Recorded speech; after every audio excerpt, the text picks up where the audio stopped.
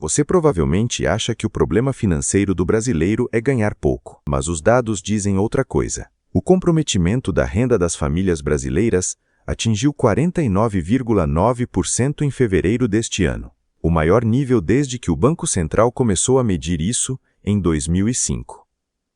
Ao mesmo tempo, a renda média do trabalho bateu recorde histórico. As duas coisas aconteceram ao mesmo tempo. Isso não é coincidência. É hábito. E é exatamente isso que este vídeo vai mostrar. Não são as grandes decisões financeiras que estão empobrecendo o brasileiro. São 5 comportamentos do dia a dia, tão comuns que a maioria das pessoas nem percebe que são um problema. Quando você chegar ao final deste vídeo, vai olhar para o seu próprio dinheiro de um jeito diferente e provavelmente vai reconhecer pelo menos um deles em você mesmo. Vamos começar pelo hábito número 1. E é o mais silencioso de todos. O cartão de crédito chegou à vida do brasileiro como uma ferramenta de conveniência. Hoje ele é, para muitas famílias, a principal armadilha financeira do país. De acordo com a CNC, o cartão de crédito aparece como forma de endividamento em 85,1% das famílias brasileiras que têm alguma dívida. Isso significa que, na prática, é quase impossível encontrar uma família endividada no Brasil que não tenha o cartão no centro do problema. Mas o cartão em si não é o hábito destrutivo. O hábito destrutivo é o que acontece quando você não consegue pagar o valor total da fatura. Você paga o mínimo. E nesse momento, sem que apareça nenhum aviso, sem que ninguém te ligue, você entra no crédito rotativo. E o crédito rotativo, segundo o Banco Central, cobra uma taxa de 428% ao ano. Isso em março de 2026. Em fevereiro, tinha chegado a 435%. Pensa no que isso significa na prática. Você tem uma fatura de R$2.000. Não consegue pagar tudo. Paga o mínimo. No mês seguinte, aquele saldo que sobrou não virou R$2.100. Pode virar muito mais. O rotativo não cresce de forma linear. Ele dobra, triplica, devora. Aqui está a virada que a maioria das pessoas não vê. Mais de 70% dos brasileiros já recorreram ao rotativo em algum momento da vida. 70%. Isso não é descuido de uma minoria desinformada. É um comportamento estrutural. E a razão pela qual ele persiste é a mais perigosa de todas. O pagamento mínimo dá a falsa sensação de que você está em dia. A fatura fechou. O nome está limpo. Mas a dívida está crescendo. O hábito não é usar cartão de crédito. O hábito destrutivo é usar o cartão sem ter o dinheiro para pagar o valor total no vencimento. São coisas diferentes. E confundir as duas está custando caro para milhões de brasileiros. Vamos ao hábito número 2. E este aqui é o que transforma qualquer imprevisto em catástrofe. Imagine que você acorda amanhã e o carro não liga. Ou que você recebe uma conta médica que não estava no planejamento. Ou que a empresa onde você trabalha passa por uma crise e você fica 3 meses sem renda. Para a maioria dos brasileiros, qualquer um desses cenários é o início de uma espiral de dívidas. Por quê? Porque não existe reserva. Segundo a Ambima, pesquisa realizada com mais de 5.000 pessoas em todo o Brasil, 31% dos brasileiros chegaram a 2026 sem nenhum centavo guardado para imprevistos. Nenhum. Zero. Mas o dado que assusta mais é o seguinte. Quando você soma quem não tem reserva com quem tem reserva para menos de um mês, você ultrapassa a metade da população. Mais da metade dos brasileiros adultos não conseguiria sobreviver financeiramente por 30 dias sem a renda do mês. E apenas 24% tem reserva suficiente para mais de 6 meses. 1 em cada 4. Aqui é onde o hábito aparece. Não é que as pessoas não querem guardar dinheiro. A pesquisa da Ambima mostra que 82% dos que não poupam citam condições financeiras desfavoráveis como razão. Mas há um detalhe importante. O comprometimento da renda com dívidas está em 49,9%. Quando quase metade da renda vai para pagar dívidas, sobra menos para guardar. E quando não há reserva, qualquer imprevisto gera mais dívida. E mais dívida consome mais renda. O ciclo se fecha. E ele começa, exatamente, na ausência de uma reserva de emergência. A pergunta certa não é quanto você vai guardar. É quanto você vai guardar primeiro, antes de qualquer outra coisa. Porque sem esse colchão, você está sempre a um imprevisto de distância de tudo que construiu. Hábito número 3. E este é o mais novo. E o mais perigoso de 2026.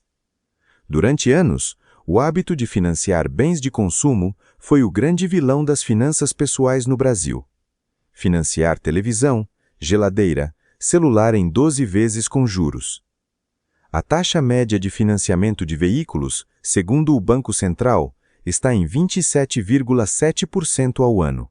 Em termos práticos, um carro de R$50 mil financiado em 60 meses custa perto de R$75 mil no total. Mas em 2025, surgiu um novo comportamento que já superou o financiamento tradicional como fator de endividamento das famílias brasileiras. As apostas online. Um estudo da FIA Business School, com o IBEVAR, analisou dados de 2011 a 2025 e chegou a uma conclusão que os economistas ainda estão tentando absorver. Para cada aumento de 1% nas apostas, o endividamento familiar cresce 0,23%.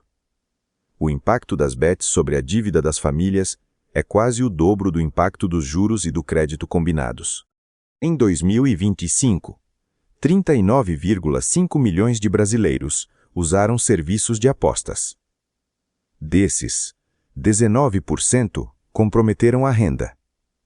17% deixaram de pagar contas básicas para continuar jogando. As empresas de apostas faturaram 37 bilhões de reais no ano. Pensa nesse número. 37 bilhões de reais saíram dos orçamentos das famílias brasileiras e foram para plataformas digitais de apostas. Não geraram patrimônio. Não geraram renda. Não produziram nada. E o dado que mais assusta está no perfil de quem perde mais. Os usuários com mais de 60 anos gastam, em média, mais de R$3 mil por mês em apostas. São aposentados. São pessoas que precisam exatamente do contrário. Acumular, não dissipar. O hábito número 3 não é só financiar o que você não pode comprar. É transferir renda para sistemas projetados para ficar com ela. Hábito número 4. Este é o mais aceito. E exatamente por isso é o mais difícil de questionar. Segundo a Ambima, 20% da população brasileira investe apenas na caderneta de poupança. E 61% dos brasileiros que têm algum investimento ainda usam a poupança como produto principal. É o investimento mais democrático do país. É simples, não tem taxa, não tem imposto de renda para a pessoa física. Para muita gente, colocar dinheiro na poupança é sinônimo de ser responsável. E aqui está a virada. Em 2026, a poupança rende aproximadamente 8,3% ao ano. O IPCA, acumulado em 12 meses até maio, está em 4,72%. Isso dá um rendimento real de pouco mais de 13,5% ao ano. O dinheiro cresce. Mas cresce pouco.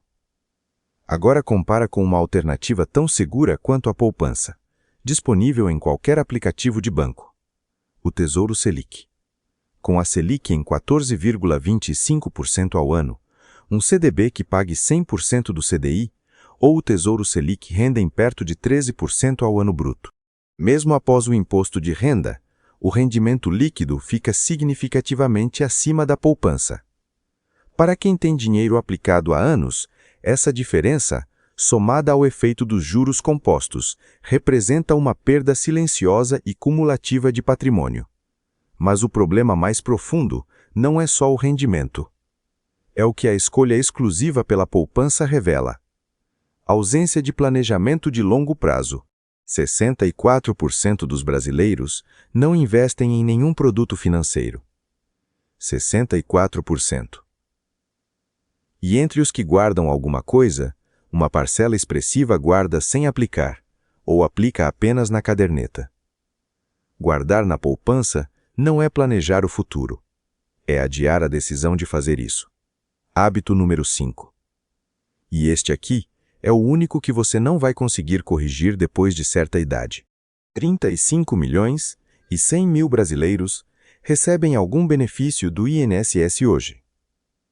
Desse total, 21,9 milhões, aproximadamente 62,5%, recebem exatamente um salário mínimo.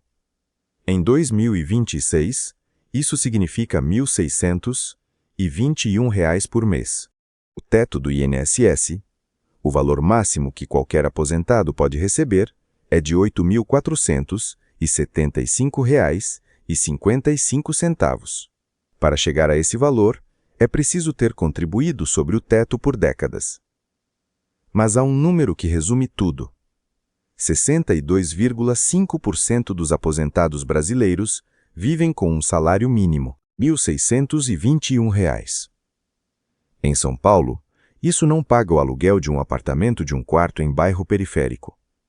No Rio de Janeiro, também não. Em Fortaleza, em Belo Horizonte, em Porto Alegre. R$ 1.621 é sobrevivência, não aposentadoria. E aqui está a parte que ninguém conta. O INSS não foi projetado para ser a única fonte de renda na velhice. Foi projetado como um complemento.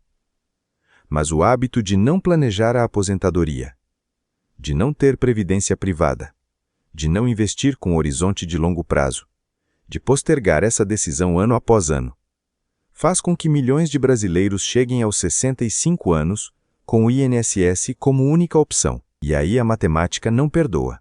A Anbima identificou que o percentual de brasileiros que afirma poupar com foco na aposentadoria caiu nos últimos anos. Em um momento em que a expectativa de vida aumenta, os custos de saúde crescem e o INSS está sob pressão fiscal constante. O hábito de não planejar a aposentadoria é o único dos 5 que não tem segunda chance depois de um certo ponto. Então, o que esses 5 hábitos têm em comum? Nenhum deles parece grave quando analisado isoladamente. Pagar o mínimo do cartão este mês não parece catastrófico. Não ter reserva quando tudo está correndo bem parece aceitável. Apostar um pouco parece inofensivo. Deixar o dinheiro na poupança parece prudente. Não pensar na aposentadoria aos 30 anos parece prematuro. O problema é que esses hábitos não funcionam isolados. Eles funcionam juntos. E funcionam ao longo do tempo.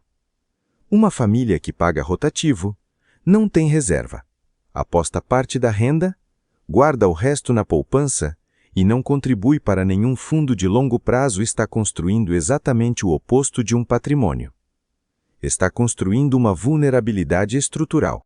Os dados do Banco Central mostram que o comprometimento da renda com dívidas atingiu o maior nível da história em 2026. A renda média também atingiu o maior nível da história. As duas coisas ao mesmo tempo. O problema financeiro do brasileiro não é, na maioria dos casos, falta de renda. É o destino que essa renda toma todos os meses. Destino se chama hábito. Se este vídeo te fez ver algo que você não estava vendo, inscreve-se no canal. Toda semana tem análise de finanças pessoais com dados reais do Brasil, sem enrolação.